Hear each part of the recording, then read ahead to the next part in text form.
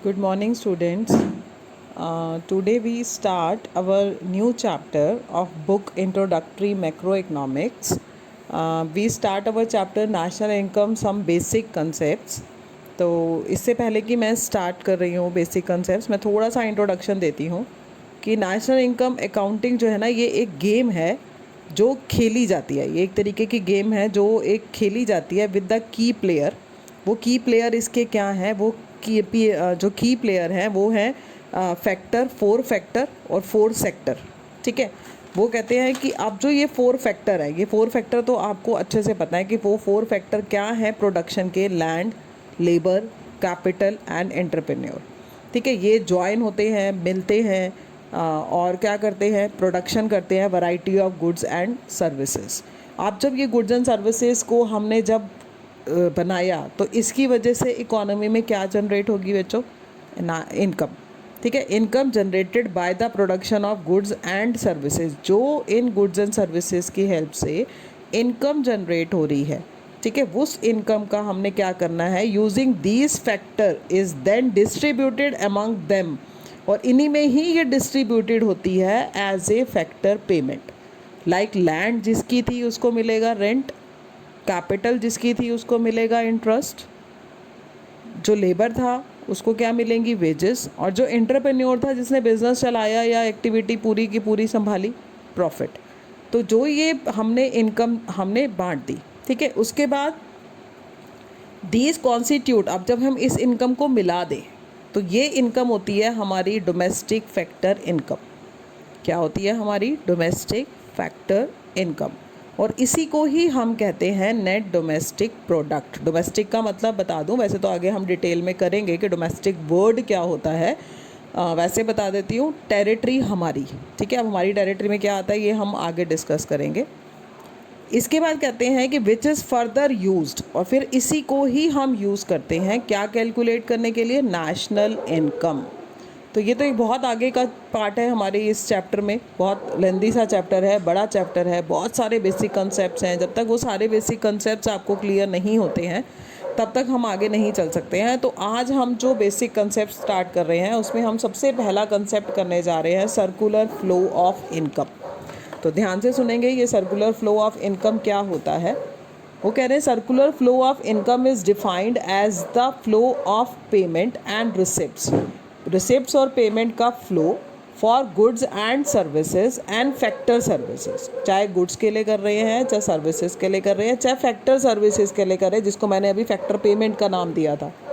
ठीक है, between the different sector of the economy, अलग अलग सेक्टर में। अभी हम सेक्टर की बात भी करेंगे, यानी कि जो भी ये फ्लो है इनकम का, पेमेंट का और रिसिप्ट का, यानी कि लेना देना है एक तरीके का, जो किसके लिए किया जाता है, गुड्स के लिए, सर्विसेज के लिए या फैक्टर सर्विसेज के लिए। अगर आप फैक्टर सर्विसेज दोगे तो आप रिसिप्ट करोगे, यानी पैसा रिसिप्ट मिलेगा आपको।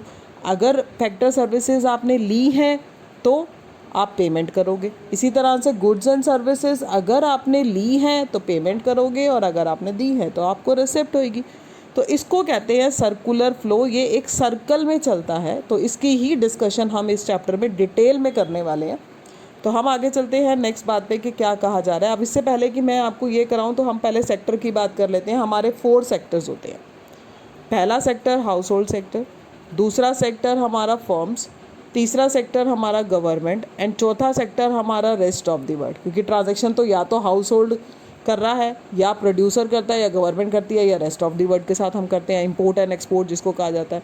और साथ में एक फाइनेंशियल मार्केट ज़रूर होती है। फाइनेंशियल मार्केट का मतलब बैंक्स वगैरह, जहाँ पर लोन लेना, सेविंग को रखना, ये सारे सब्सिडीज़ वगैरह सारे ये काम होते, ठीक है, फाइनेंशियल मार्केट के अंदर। तो हम क्या करेंगे, अब हम इसमें डिस्कशन करेंगे कि किस तरीके से हमने आगे इसमें सर्कुलर फ्लो को डिस्कस करना है। सर्कुलर फ्लो के अंदर तो हम ये 4 सेक्टर को लेते हुए किस तरह से, ये मैंने आपको बताया, हाउस होल्ड बताया, फर्म्स बताई, गवर्नमेंट बताया और रेस्ट ऑफ द वर्ल्ड। तो इसके साथ हम सर्कुलर फ्लो करेंगे, और सर्कुलर फ्लो के अंदर अब नेक्स्ट टॉपिक क्या आएगा आपका, वो आप देखेंगे। नेक्स्ट टॉपिक है इसके अंदर basic economic activity.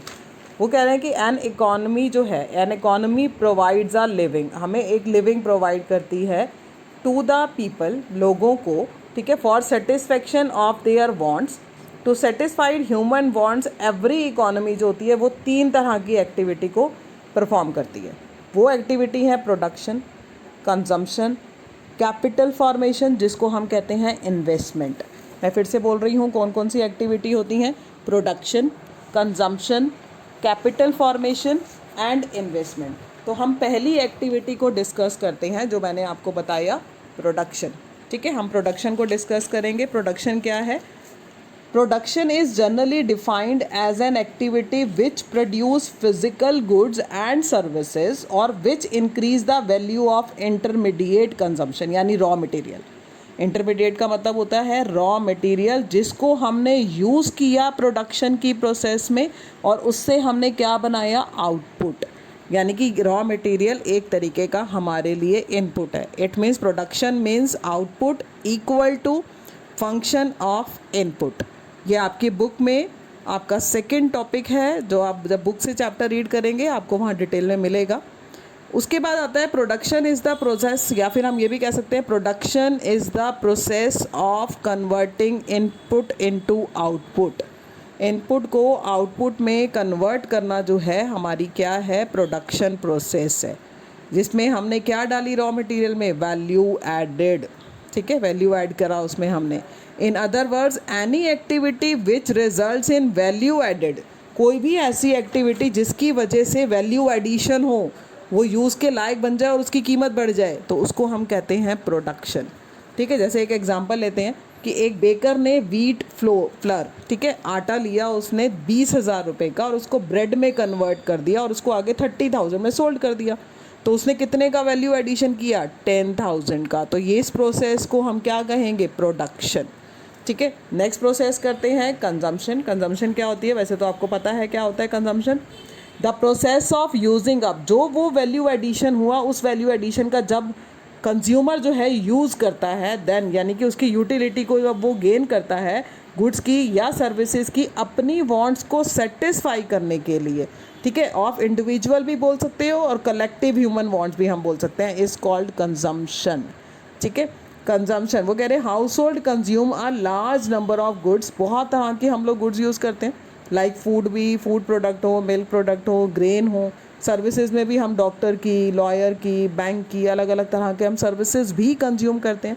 Use of services like जो हम कलेक्टिव कहते हैं, वो कलेक्टिव क्या है, सर्विसेज, रोड की फैसिलिटी, स्कूल की फैसिलिटी, हॉस्पिटल की फैसिलिटी, पार्क्स की फैसिलिटी, डिफेंस की। ये कभी किसी इंडिविजुअल को नहीं मिलती, ये कलेक्टिव होती हैं। ठीक है, are called collective consumption as these are used by public, क्योंकि इसको पब्लिक यूज़ करती है। क्लियर। अब हम करते हैं next very important topic, capital formation, जिसको हम इन्वेस्टमेंट कहते हैं।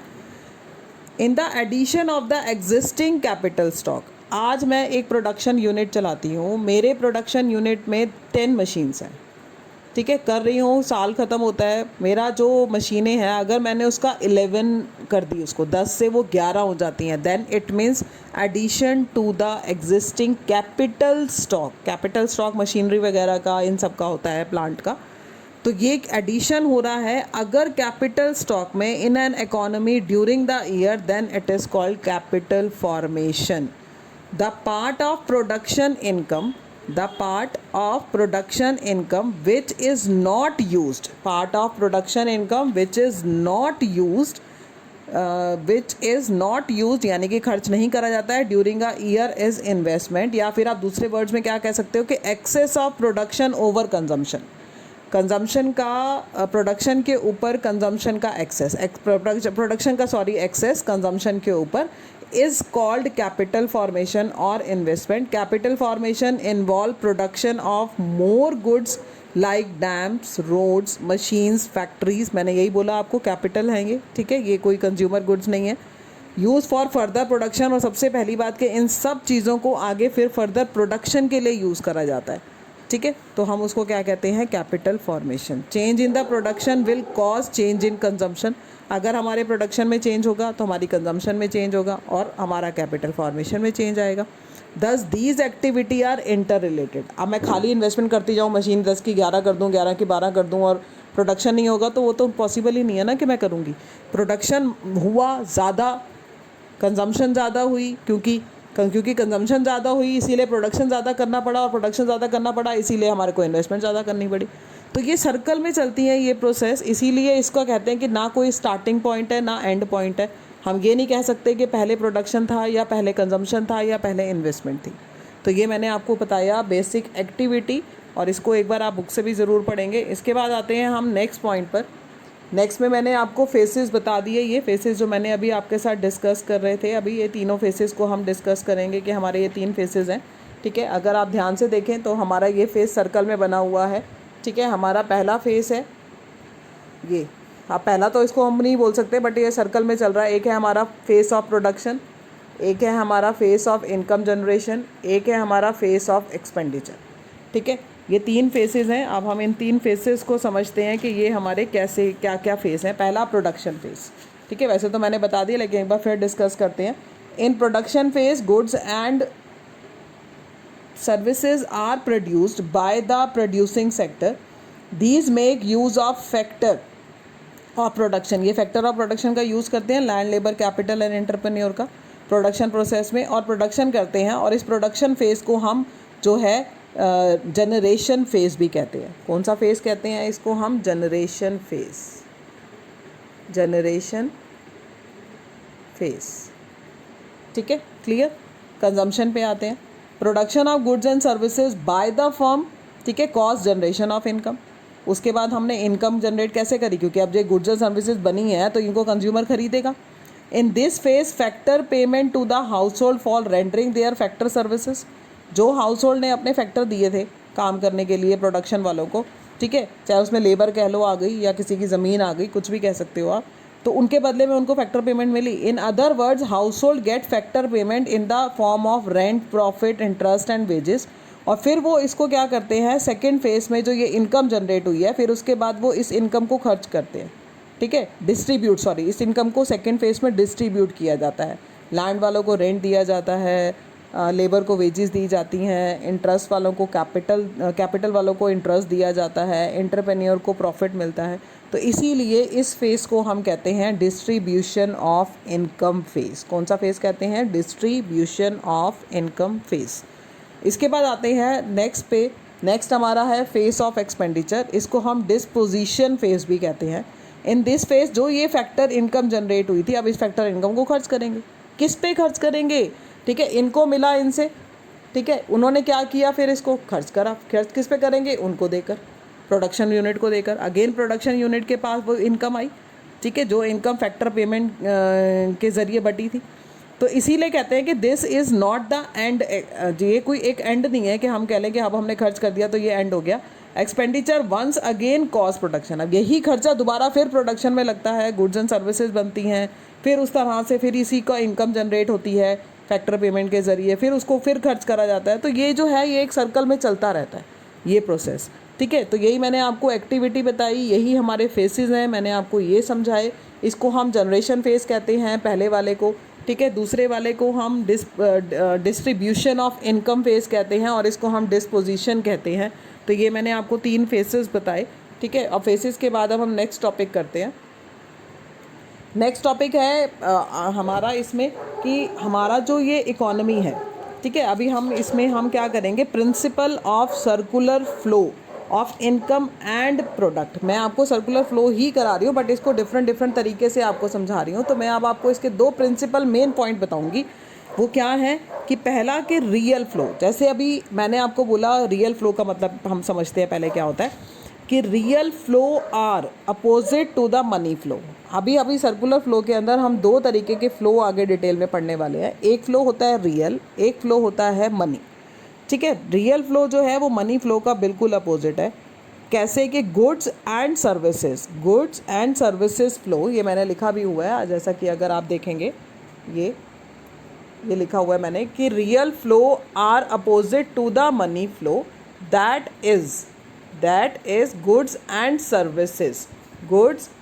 Services flow in one direction. एक डायरेक्शन में गुड्स एंड सर्विसेज फ्लो करती हैं एंड और money requirement to acquire these flow in the return direction. मैंने फिर पढ़ रही हूँ कि रियल फ्लो जो है मनी फ्लो का अपोजिट है। कैसे कि goods and services flow in one direction, एक डायरेक्शन में तो गुड्स एंड सर्विसेज का फ्लो होता है, and money payment to the acquire these, क्योंकि जो हमने ये फैक्टर लिए थे उनके लिए मनी को हमें देना पड़ेगा, जो हमने ये गुड्स एंड सर्विसेज को बनाने के लिए लिया था, flow in the return direction में, ठीक है। उसके बाद क्योंकि मैंने फिर सुनो, मैंने बोला आपको कि एक साइड गुड्स एंड सर्विसेज जा रही हैं, वो कहाँ जा रही होंगी, आप सोचो किससे किसको मिल रही होंगी, प्रोडक्शन यूनिट ही देगा, किसको देगा, हाउस होल्ड वाले को। एक तरफ से तो goods and services house hold की तरफ जा रही हैं, एक तरफ से हाउस होल्ड से factor services land labour capital और एंटरप्रेन्योर किसके पास जा रहा है, प्रोडक्शन यूनिट के पास। इस पहली लाइन का ये मतलब है। दूसरी लाइन में कह रहे हैं कि इन एनी एक्सचेंज, अब प्रोडक्शन यूनिट ने हाउस होल्ड यूनिट को गुड्स एंड सर्विसेज दी, अब गुड्स एंड सर्विसेज दी तो उसके बदले उसको हाउस होल्ड से कुछ तो मिलेगा। अब मैं मनी फ्लो पे आ गई। पहले फ्लो में मैंने मनी की बात नहीं करी, पहले फ्लो में मैंने सिर्फ आपको बोला कि प्रोडक्शन यूनिट ने हाउस होल्ड की तरफ ट्रांसफ़र किया गुड्स एंड सर्विसेज को, और हाउस होल्ड ने प्रोडक्शन यूनिट की तरफ ट्रांसफ़र किया सिर्फ किसको, फैक्टर सर्विसेज को। अब हाउस होल्ड ने जब factor services the production unit को, तो प्रोडक्शन यूनिट इसके बदले में हाउस होल्ड को क्या देगा, फैक्टर पेमेंट। अब ये पैसे का फ्लो हो रहा है, और प्रोडक्शन यूनिट ने हाउस होल्ड को दी थी गुड्स एंड सर्विसेज, तो हाउस होल्ड प्रोड्यूसर को क्या देगा, कंजम्पशन एक्सपेंडिचर यानी कि पैसे, जैसा कि मैं अपनी अगली स्लाइड में बताती हूँ आपको कैसे। तो जो मैंने पहला वाला बताया दैट इज़ रियल फ्लो। तो रियल फ्लो को आप फिर एक बार ध्यान से सुनेंगे, मैं आपको बता रही हूँ रियल फ्लो क्या होता है। Real flow refers to the flow of, क्या बता रही हूँ मैं आपको, real flow refers to the flow of goods and services among the different sector of the economy. हमारे 4 सेक्टर मैंने आपको मेन बताए। दीज आर रियल बिकॉज, ये रियल क्यों है, because of actual flow of goods and services when factor services flow from, ठीक है, when factor services flow from house hold to firms. Factor services का flow हो रहा है हाउस होल्ड से, मैं आपको अगली स्लाइड में दिखाऊं तो ज़्यादा अच्छा समझ में आएगा। ये देखो मैंने अभी बनाया, जिसमें आपको क्या पता चल रहा है कि हाउस होल्ड से फर्म की तरफ क्या जा रही हैं, फैक्टर सर्विसेज। फैक्टर सर्विसेज क्या है, लैंड, लेबर, कैपिटल, एंटरप्रेन्योर, ठीक है। और फर्म से हाउस होल्ड की तरफ क्या जा रहा है, गुड्स एंड सर्विसेज। अब शायद मेरी लाइन का मतलब आपको ज़्यादा अच्छा क्लियर हो जाएगा। तो यहाँ पर मैंने पैसे की बात नहीं करी है, this is the real flow. अब मैं पीछे की बात पढ़ूंगी तो आपको समझ में आएगी कि real flow refers to the flow of goods and services, ठीक है, goods and services that is among different sector of the economy. These are real because actual flow of goods and services when factor services flow from the household to firm, or when the required for the purchasing goods and services, and these are called the real flow. Similarly when goods and services जो producer ने produce करी वो flow होती हैं house hold की तरफ, ठीक है, who buy them for the satisfaction of their wants are called also called the real flow। यानी कि ये दोनों बातें जो हैं मैंने जो भी आपको बताई कि हाउस होल्ड का फैक्टर सर्विसेज देना, ठीक है, हाउस होल्ड का फैक्टर सर्विसेज देना, हाँ, और फर्म का गुड्स एंड सर्विसेज देना, दोनों जो ये फ़्लो हुए ये फ़्लो होते हैं हमारे रियल फ्लो, ठीक है। ये समझ में आ गया आपको, आगे चलते हैं। इसमें आगे आता है अब मनी फ़्लो। मनी फ़्लो के बारे में भी ध्यान से सुनेंगे। अभी वैसे मैं आपको बता चुकी हूँ कि जब दोनों ने एक दूसरे को कुछ दिया तो उसके बदले में अब एक्सचेंज में कुछ तो मिलेगा ना। अंडर द मनी फ्लो, मैं डिटेल पढ़ रही हूँ, अंडर द मनी फ्लो जिसको हम नॉमिनल फ्लो भी कहते हैं, goods and services produced in the economy are exchange for money. Producer ने जितनी भी गुड्स एंड सर्विसेज बनाई हैं वो मनी की एक्सचेंज में मिलेंगी, पहली बात तो। And the house hold provide factor services, और हाउस होल्ड ने फैक्टर सर्विसेज दी थी तो उसके बदले में उनको पेमेंट मिलेगी। अब ये पेमेंट मैंने क्या बताया किस फॉर्म में मिलेगी उनको, रेंट, ठीक है, रेंट की फॉर्म में, वेजेस की फॉर्म में, इंटरेस्ट की फॉर्म में और प्रॉफिट की फॉर्म में, ठीक है। अब वो कहते हैं कि they spend this factor income on the, जो ये फैक्टर इनकम ये कमाएंगे ये इसी फैक्टर इनकम को ही तो खर्च करेंगे किसके ऊपर, गुड्स एंड सर्विसेज के ऊपर। तो जो ये फ्लो होगा इस फ्लो को हम कहते हैं मनी फ्लो, जैसा कि अब इस चार्ट में मैंने दिखाया, अगर आपको दिख रहा है तो, ठीक है। इसे मैंने क्या बताया कि हाउस होल्ड ने फैक्टर सर्विसेज दी थी इसीलिए प्रोडक्शन यूनिट ने यानी कि फर्म ने हाउस होल्ड को क्या दिया, फैक्टर पेमेंट। किसकी फॉर्म में, रेंट, वेजेस, इंटरेस्ट और प्रॉफिट की फॉर्म में। फिर इसी पैसे को हाउस होल्ड ने खर्च किया फर्म के लिए, क्योंकि जब फर्म से गुड्स ली थी इन्होंने, तो उसको बोलते हैं हम कंजम्पशन एक्सपेंडिचर। यानी कि आप एक चीज़ बहुत अच्छे से समझेंगे कि money first flow from the house hold, पहले जो मनी है वो हाउस होल्ड के पास फ्लो करेगी, ठीक है। उसके बाद फिर वहाँ से हाउस होल्ड से कंजम्पशन एक्सपेंडिचर की फॉर्म में फर्म्स के पास जाएगी। तो इसको हम कहते हैं मनी फ्लो। कौन सा फ्लो कहेंगे, इसको हम मनी फ्लो कहेंगे, ठीक है। आगे चलते हैं। अब इसमें हमारा नेक्स्ट टॉपिक क्या है। अब जो मैंने आपको ये कराया, अब इसको मैं अगर कंबाइन कर दूँ रियल फ्लो को, मनी फ्लो को, तो हमारा एक मॉडल बन जाता है जिसको हम कहते हैं टू सेक्टर मॉडल। आपके सिलेबस वैसे तो हमारे 3 तरह के मॉडल होते थे। पहला होता था two sector model. Two sector model बनता है हाउस होल्ड और फर्म के बीच में। फिर होता है 3 सेक्टर मॉडल। ये मॉडल बनता है फर्म, हाउस होल्ड और गवर्नमेंट के बीच में। उसके बाद तीसरा बनता है हाउस 4 सेक्टर मॉडल बोलते हैं, वो चारों सेक्टर के बीच में बनता है। तो आपके सिलेबस में सिर्फ 2 सेक्टर मॉडल है, तो मैं 2 सेक्टर मॉडल को ही आपको डिस्क्राइब करूँगी। वो कह रहे हैं कि इन 2 sector model the interaction of house hold and firms. अब इसमें मैं दोनों का, यानी कि आप ये कह सकते हो कि रियल और मनी दोनों को मैं कंबाइन कर दूंगी। अगर आप इसकी तरफ देखें डायग्राम की तरफ, तो ये मैंने यहाँ बना रखा है। एक तरफ हाउस होल्ड बना हुआ है, एक तरफ फैक्ट्रीज़ बनी हुई हैं, ठीक है। तो अगर आपको ये क्लियर हो रहा हो डायग्राम के अंदर, तो आप देख सकते हैं कि मैंने क्या बताया कि सबसे पहले ये फर्म ने हाउस होल्ड को क्या दिए हैं, जो गुड्स एंड सर्विसेज बनाई हैं। और इसने सबसे पहले इसको क्या दिया था, अभी आपने ये सारी डिस्कशन करी है, factor services, land, labour, capital और एंटरप्रेन्योर। फिर इसको जब ये लैंड, लेबर, कैपिटल मिली, तो इसके बदले इसने इसको पेमेंट करी, किसकी, वेजेस की, रेंट की, इंटरेस्ट की और प्रॉफिट की। जब ये हाउस होल्ड को पैसे मिले, तो इस पैसे को उसने आगे फर्दर फिर दोबारा किसको दिया, फर्म को। किसकी फॉर्म में, कंजम्पशन एक्सपेंडिचर की फॉर्म में। तो जब मैं ये दोनों को कंबाइन करके बना देती हूँ, तो इसको कहते हैं हम टू सेक्टर मॉडल। और जैसे मैं बोल रही हूँ वैसे ही आपको इसको एक्सप्लेन भी करना है। कैसे करोगे कि once expenditure is the another income. पहली पॉइंट इसमें लिखना कि एक का खर्चा दूसरे की हमेशा इनकम, आप खुद ही देख सकते हो बन रही है। The income of the producer is same amount, और इनकम जो प्रोड्यूसर की होगी, बायर की, वही एक्सपेंडिचर होगा सेम अमाउंट का, ठीक है।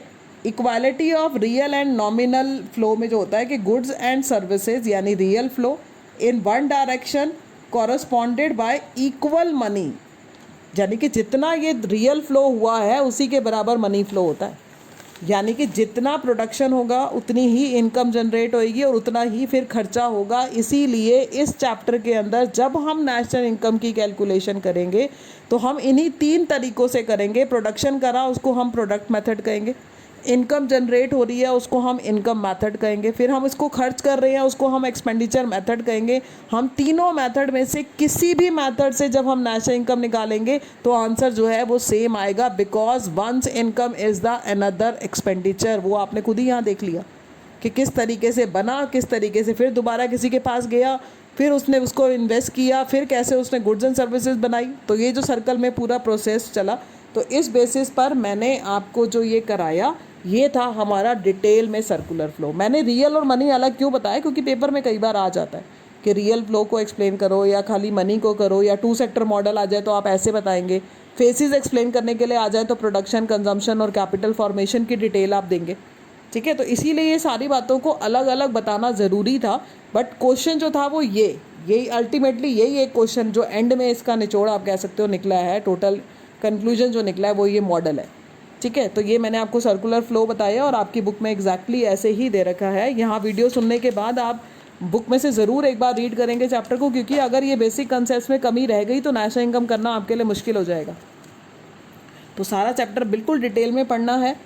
और मेरे नोट्स जो मैं आपको भेजूंगी इसकी PDF, वो सारी की सारी जैसे आपने मनी के और बैंक के लिखे थे वैसे ही एग्जैक्टली सेम इसके भी लिखेंगे, ठीक है। तो इसके बाद अब हम चलते हैं, एक हमारा छोटा सा और 2 टॉपिक हम करने वाले हैं, ठीक है। वो टॉपिक क्या है हमारा, लीकेज और इंजेक्शन। अब ज़रा इसकी बात आप ध्यान से सुनेंगे कि लीकेज क्या होता है, इंजेक्शन क्या होता है।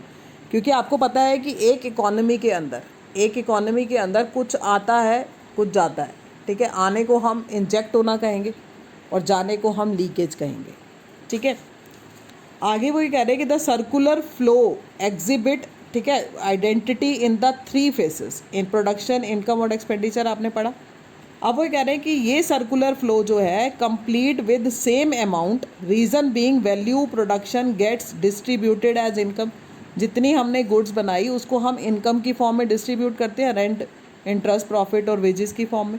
फिर वही रेंट, इंटरेस्ट और वेजेस और प्रॉफिट जो है वो खर्च होता है कंजम्पशन, एक्सपेंडिचर और सेविंग के ज़रिए। सेविंग को भी खर्चा माना जाता है। जो हम खर्चा करते हैं, जो हम एक्सपेंडिचर करते हैं, वो कंजम्पशन और सेविंग दो उसमें होता है, फेसेस में होता है, ठीक है। तो इनिशियली मान लो, अगर मैं आपको एक एग्जांपल देती हूँ कि मान लो इनिशियली प्रोडक्शन करा हमने 12,000 का, तो इनकम भी 12,000 की जनरेट हुई और कंजम्पशन भी 12,000 की हुई। अब वो कह रहे हैं कि expansion of flow occurs when the level of production और इनकम एंड एक्सपेंडिचर राइजेज। मान लो अब यही प्रोडक्शन बढ़कर 13,000 हो जाता है, ठीक है, 13,000 हो गया तो 13,000 ही इनकम हो जाएगी और 13,000 ही एक्सपेंडिचर हो जाएगा। तो हम ये कहेंगे कि हमारा जो सर्कुलर, और अगर मान लो इसका उल्टा हो जाए कि यही इनकम 12,000 की 8,000 हो जाए, तो अब इसमें दो बातें बताई कि मान लो मैंने 12,000 का प्रोडक्शन करा, 12,000 की इनकम जनरेट करी और 12,000 का ही खर्चा किया। उसके बाद क्या हुआ कि फिर यही चीज़ जो थी, मान लो मेरी इनकम बढ़कर अब कितनी हो गई है, मान लो 13, तो 13 ही इनकम जनरेट, प्रोडक्शन होगा 13 ही इनकम जनरेट होएगी और 13 ही खर्चा होएगा। या फिर हम थोड़ा सा उसका उल्टा भी कर सकते हैं। क्या कर सकते हैं कि मान लो कि यही जो एक्सपेंडिचर है ये 8,000 हो जाए, प्रोडक्शन 8,000 भी तो हो सकता है। तो यही दो बातें जो मैंने आपको बताई कि एक्सपेंशन अगर होता है सर्कुलर फ्लो में, अगर सर्कुलर फ्लो में एक्सपेंशन होता है, ठीक है, ध्यान से देखेंगे ये जो नीचे पॉइंट लिखा हुआ है, expansion in circular flow call को हम क्या कहेंगे, इंजेक्ट हुआ है, इकोनॉमी के अंदर पैसे इंजेक्ट हुए हैं और ज़्यादा आए हैं। और यही अगर सर्कुलर फ्लो कॉन्ट्रैक्ट हो जाता है तो उसको हम कहते हैं लीकेज। तो लीकेज और इंजेक्शन का मतलब क्लियर। तो थोड़ा सा एक एग्जांपल लेके चलते हैं। अगर हम सेविंग करते हैं ज़्यादा तो उसको लीकेज का पार्ट माना जाता है। टैक्स देना हमारी इनकम का लीकेज है। इंपोर्ट कर रहे हैं, हमारे को पैसे देने पड़ेंगे, वो लीकेज का पार्ट है। इसी तरह से एक्सपोर्ट करेंगे तो वो इंजेक्शन का पार्ट है। कंजम्पशन करेंगे, क्योंकि मैंने आपको बोला जो हमारी इनकम जनरेट हो रही है वो दो तरीके से खर्च हो रही है, एक कंजम्पशन पर और एक सेविंग पर। सेविंग जो होती है वो लीकेज होती है, क्योंकि वो फर्दर आगे प्रोडक्शन में हेल्प नहीं करती है। वो पैसा एक तरीके से आइडल हो गया, हमारा पड़ा हुआ है। लेकिन अगर पैसे को मैंने कंजम्पशन पर्पज़ पे खर्च करा है तो वो इंजेक्शन का पार्ट है, ठीक है। उसकी वजह से हमेशा एडिशन होगा प्रोडक्शन कैपेसिटी में, ठीक है। और जो लीकेज होती है उसकी वजह से हमेशा जो है वो आपकी इनकम या प्रोडक्शन जो है वो रिड्यूस होता है। क्लियर है ये बात कि यानी कि लीकेज का मतलब सर्कुलर फ्लो से विड्रॉल, ठीक है, और इंजेक्शन का मतलब सर्कुलर फ्लो के अंदर एडिशन। तो ये मैंने लीकेज और इंजेक्शन का टॉपिक बताया आपको कि कैसे पैसे का इकोनॉमी में। फिर मैं आपको बता रही हूँ खर्चा दो तरीके का होता है, C+S। C means consumption expenditure, S means saving. Saving भी करना एक खर्चा ही माना जाता है, बट फ़र्क ये है कि सेविंग जो होती है वो लीकेज मानी जाती है, क्योंकि वो फर्दर प्रोडक्शन में नहीं आ रही है, उससे फिर इनकम जनरेट नहीं हो रही है, ठीक है। इसके बाद नेक्स्ट टॉपिक पे चलते हैं। नेक्स्ट टॉपिक है हमारा लास्ट इस चैप्टर में, स्टॉक एंड फ्लो। अब ध्यान से सुनेंगे ये स्टॉक क्या होता है, बहुत आसान सा टॉपिक है। स्टॉक का मतलब होता है stock variable are those variable whose quantity, ठीक है, is measured at a point of time. जिसकी क्वांटिटी को हम पर्टिकुलर एक पॉइंट ऑफ टाइम पे मेजर करते हैं उसको हम स्टॉक कहते हैं। लाइक मैंने मनी का चैप्टर पढ़ाया, मनी सप्लाई आपको बताई, और मनी सप्लाई के केस में आपको याद होगा डिफाइन में मैंने बोला था it is the stock concept, क्योंकि देश में कितनी मनी है उसको एक पॉइंट ऑफ टाइम पे मेजर किया जा सकता है, ठीक है। It's quantity is measured at a particular point of time such as capital of business. 1 अप्रैल 2016 को मैंने बिज़नेस स्टार्ट किया और 1 लाख रुपए लगाए, ये 1 लाख रुपए मेरा स्टॉक कंसेप्ट है। Stock can be understood as still photography, ठीक है, in which the camera records the position of a object of a particular movement, क्योंकि उसने एक पर्टिकुलर मूवमेंट पर उसको कैप्चर कर लिया है, ठीक है, जिसको हम अब देख सकते हैं पॉइंट ऑफ टाइम पे, इज कॉल्ड स्टॉक। फ्लो पे चलते हैं। Flow variable are those variable whose quantities is measured over a period of time, जिसको हम over a period of time measure कर सकते हैं। लाइक वीकली भी कर सकते हैं, फोर्टनाइटली भी कर सकते हैं, आवर भी कर सकते हैं, पर डे भी कर सकते हैं, मंथ भी कर सकते हैं, ठीक है। तो इस वो कहते हैं it is measured over a specific period of time, an hour, a per day, a month, लिखा भी हुआ है। Such as fixed investment during November 2016 was 100 lakh. ठीक है। Flow can be understood as video photography. आपने एक स्टिल फोटो खींची, वो स्टॉक। आप वीडियो बना रहे हो, वो फ्लो। ठीक है। In which the camera records the position of an object during a period of time.